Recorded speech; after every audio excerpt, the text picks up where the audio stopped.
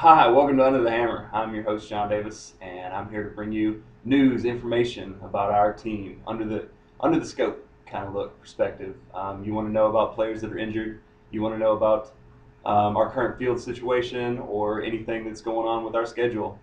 This is where you come to find out. I'm here today with our GM Dan Fisher. He is the GM of the Huntington Hammer, and tell us a little about the league news and what's going on with the players. Anything. Actually, John, thanks. We're a lot of big changes going on for the UIFL this season. Those who were Hammer fans last year know the six teams in the UIFL. We had some knockdown, drag out, slugfests, and there was definitely some competition in the league. But to see the league expand from those six teams out to the 16 teams that are going to comprise the UIFL this year, it's exciting for all of us who are involved, not only with the Huntington Hammer but with the league itself.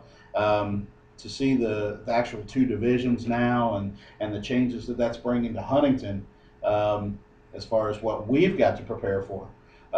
It's exciting, and it's a big bite to take, but we're looking forward to it. It's a lot of fun. So there are 10 new teams added. Tell me little bit about the location of where they're at. Well, the 10 new teams are actually scattered all over the eastern half of the United States. The league will actually be separated into a northern and a southern division this year. Most of the teams that folks are used to seeing from last season, Canton, Johnstown, the Northern Kentucky team, most of this, the Saginaw team. A lot of those teams are in the Northern Division, joined by the new team from Erie, Pennsylvania, Marion, Ohio, and Cincinnati, as well as the team in Danville, Illinois, make out the Northern Division, and then they put the big boys in the South. Their teams in Fort Myers, Florida, Lakeland, Florida, Tupelo, Mississippi. Let's see here, Rome, Georgia, um, Raleigh, North Carolina, and they did what we asked them to do, and we pulled some strings, and yes, the Eastern Kentucky Drillers and the Huntington Hammer are both going to be in the same division. We're still going to play each other. As a matter of fact, according to the schedule here, I'm seeing 4 times we get a chance to play Pikeville. So I'm looking forward to Brutal competition. looking forward to smacking some drillers around, and at least having some fun with it too. You get two teams that are only 90 miles apart. You've got a fan base that it's an hour and a half down the road. Right. Come an hour and a half down, support the teams. They come an hour and a half up to support their team. It makes for a lot of fun, and we're going to have some really special events working around those games on the schedule too. So with two divisions being us being in the Southern Conference, do you think there'll be a lot of travel this year? Will it affect our players any? I think anytime you have an expansion to this degree, you're going to have some travel situations. But looking over the tentative schedule that we've got put together for this season, it's really not so bad. We've got each conference or each league divided into 2 conferences, so we're primarily going to play within our own conference more than we play within our own division. So we're going to have several games against Tennessee, the new team in East Ridge, Tennessee. Several games against the Carolina Aviators, as well as the Drillers, and then we're also going to have games with Lakeland, with Mississippi, with Rome, those guys too. But the primary thrust of our travel is going to be within 4, 5, 6 hours. So it shouldn't be much worse than it was last year as far as a travel on the players kind of thing. A little more headaches for us as a front office to try and get it organized. But we're looking forward to that challenge too. Very cool. I know that you have tryouts coming up soon. Could you tell me a little bit about that, where they're at, and probably the biggest thing we've got on the calendar in the near future, Sunday, the 25th, beginning at 2 o'clock. We have an open tryout, and in looking at the preseason signings and the roster information we've got and the returning players that we've talked with, this will probably be our only local tryout this season. Um, we have some guests coming in from teams at higher levels of competition who are going to get a chance to take a look at our players um, and look at the players who come to try out. So that in itself has spurred some activity. We've got several players who are looking forward to that opportunity to get in front of some extra eyes. Um, we've got guys coming from as far away as Rochester, New York, and some little town South Alabama somewhere. His name escapes me right now. But I got a call the other day that there's three of them that are getting in the car and they're splitting gas expense to get up here to try and be a part of what the culture that we're trying to create here in Huntington. Yeah, any player helps. I know that from experience. And some of these guys, impressive. I remember this point in time last season, scraping around and making phone calls and trying to find guys who'd be willing to come play in a new league. And now, as a general manager, and I'm getting 3 or 4 calls a day from players who are looking for a home, who want to come and be a part of what the UIFL is creating, and further their career and follow their dreams. And the amount of them who look at what we've got here in Huntington as kind of the benchmark, the housing that we've been able to get lined up for the players and the different accommodations that we can provide for them, and some of the things that we're doing.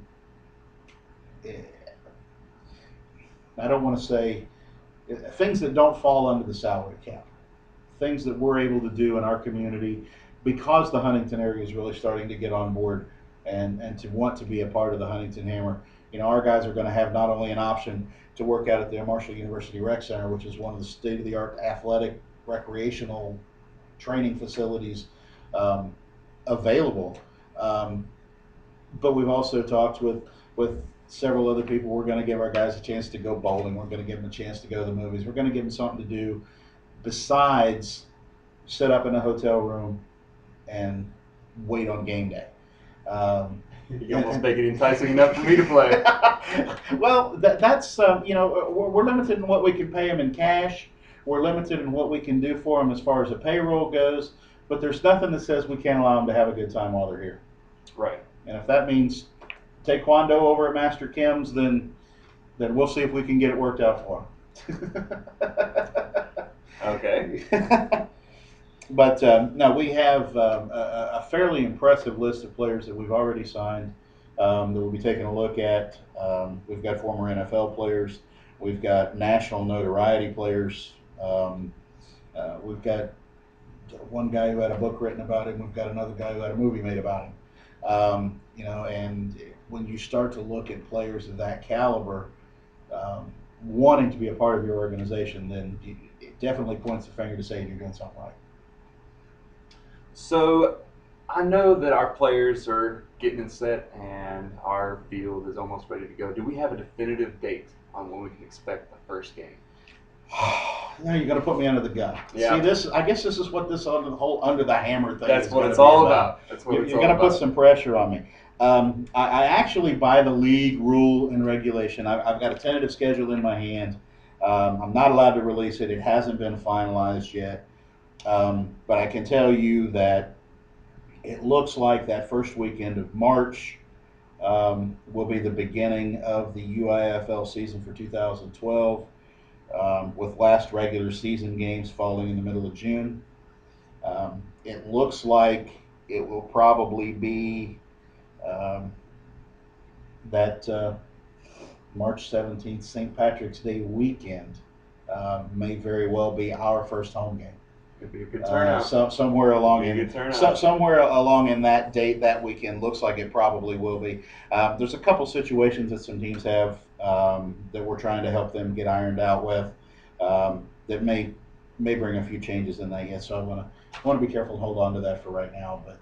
But rest assured, we're going to have 7 home games at the Big Sandy Superstore Arena, and our goal as a front office is to pack the stands, because you look back at last season and the home field advantage was huge in so many places in the league, and the Big Sandy is one of those places that place could be huge. I was talking with somebody who went over to the big wrestling event this past weekend who just said, if we could just get our fans to stomp their feet on those stands, that it just rolls through that building like thunder. And, just we can have so much fun with that. Um, like I say, it's hard to do with the turnout. We had a couple games last season because of circumstances and when the games fell, but we put some extra thought and effort into when we were going to be able to play at home this year, and schedule around some of those things that were going to be problems. We're looking forward to really packing the Big Sandy. We've got the season ticket specials going on. We've got lots of things going on. We're out in the community almost every week, doing something or another. We were at Chili Fest last week. This coming weekend, the kickoff of Pumpkin Festival and Oktoberfest is coming up, and one of the things that we're also trying to do as far as encouraging the public to be a part of the Huntington Hammer is this coming Sunday. There's not another team in the league who has made their tryout open to the public. The 25th. Sunday the 25th at 2 o'clock at the Marshall University Recreation Center practice field that's located behind the MU Rec Center across the street from the parking lot at Jones C. Edwards Stadium at the campus of Marshall University. We're opening it up to the public. I want Little League coaches to bring their teams out and see these guys. We're going to have players from last year's team. We're going to be doing some autographs. We're going to have the Hammer girls there signing kids up for the kids club. We've got a lot of things going on as far as activity-wise. Plus, it's a chance for these people in the public to get a chance to meet some of these guys that's, their dream is to come here and play. Let's get out there and support them as best we can. Well, there you have it, folks. We got our schedule for next year already set up. It's not official yet, but we needed to have a few more changes with the league officers. You will find out here first on when our exact dates will be with the Big Sandy. But our tryouts are September 25th, 2 o'clock, just to reiterate that point. And thank you for listening to Under the Hammer. Hope you all have a good day.